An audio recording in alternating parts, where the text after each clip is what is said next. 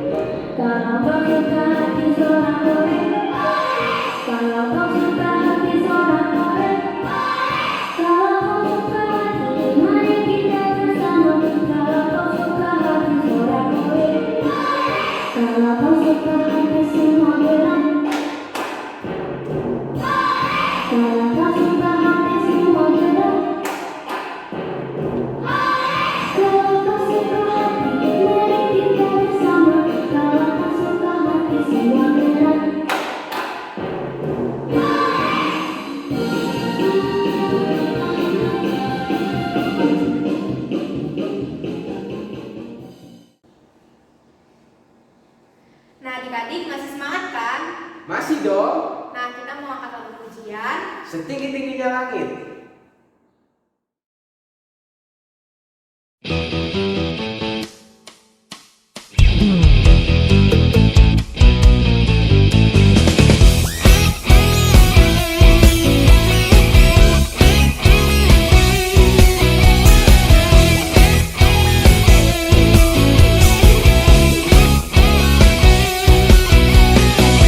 Tingginya langit, lebih tinggi kasih Yesusku. Sedalam-dalam lautan, lebih dalam kasih Yesusku.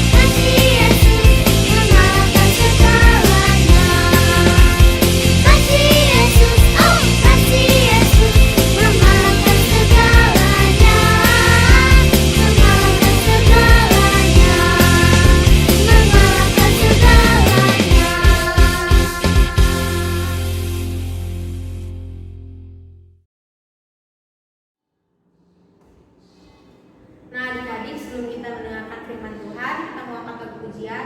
Firman Tuhan ku dengar.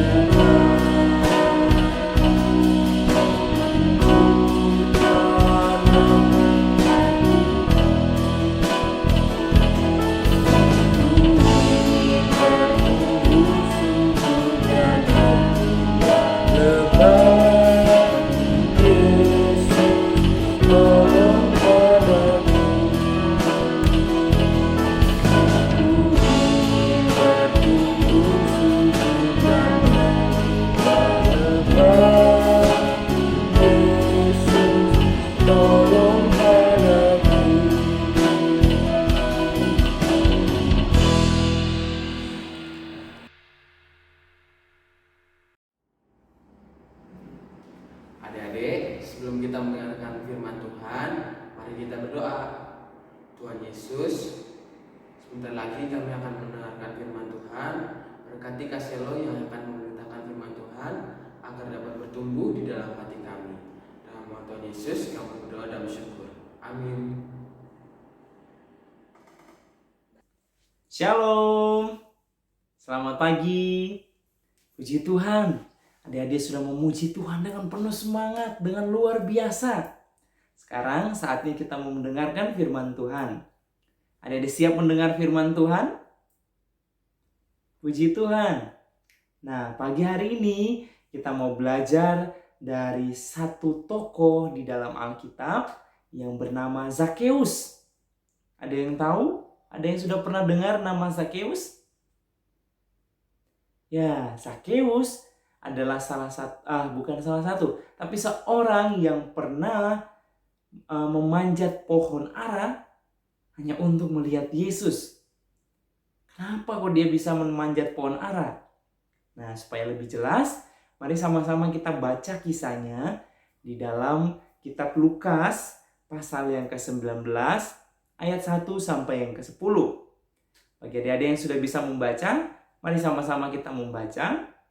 Bagi adik-adik yang belum bisa membaca, sama-sama kita menyimak. Lukas 19 ayat 1 sampai 10. Zakeus.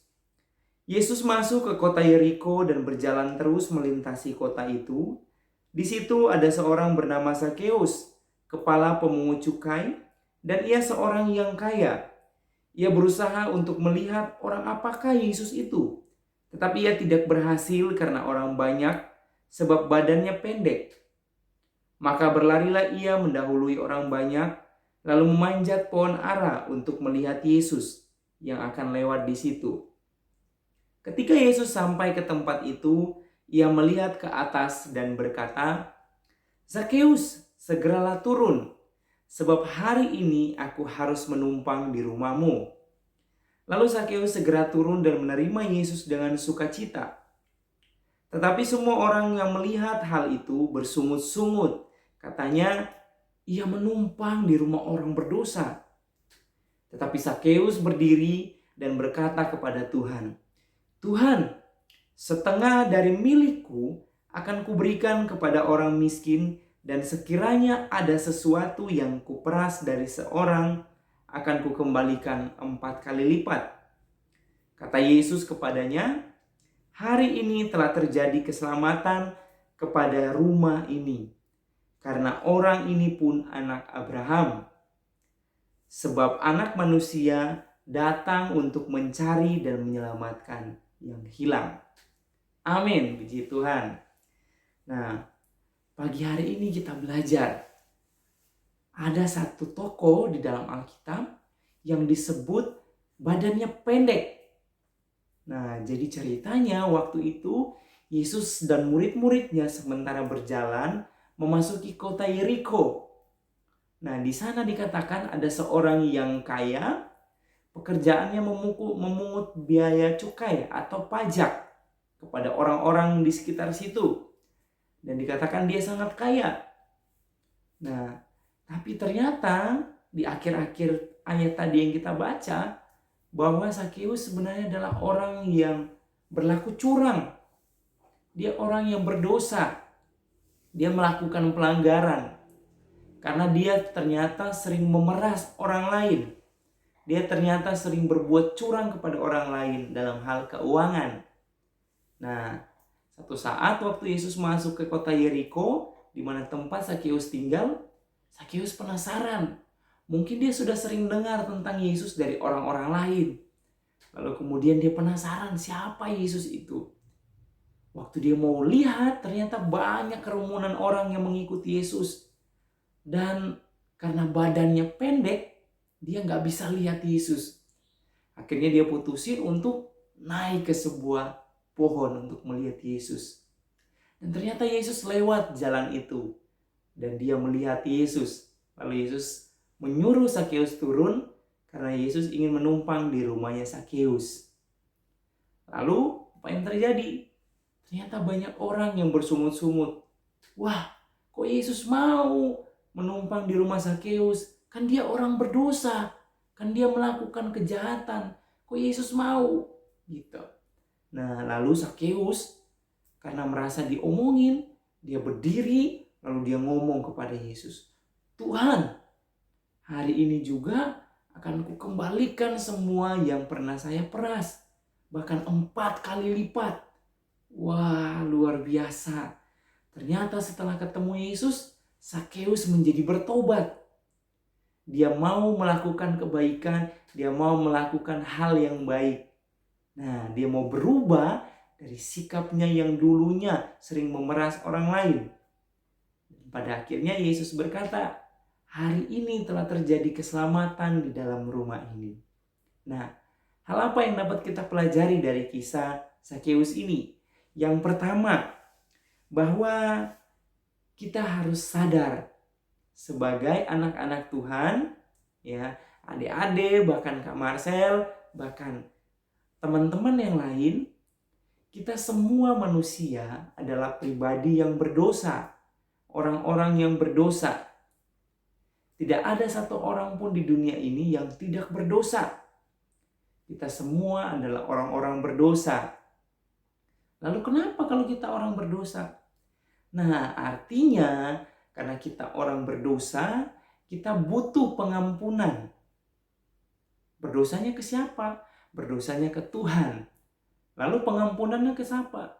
Tentu saja kita butuh pengampunan dari Tuhan.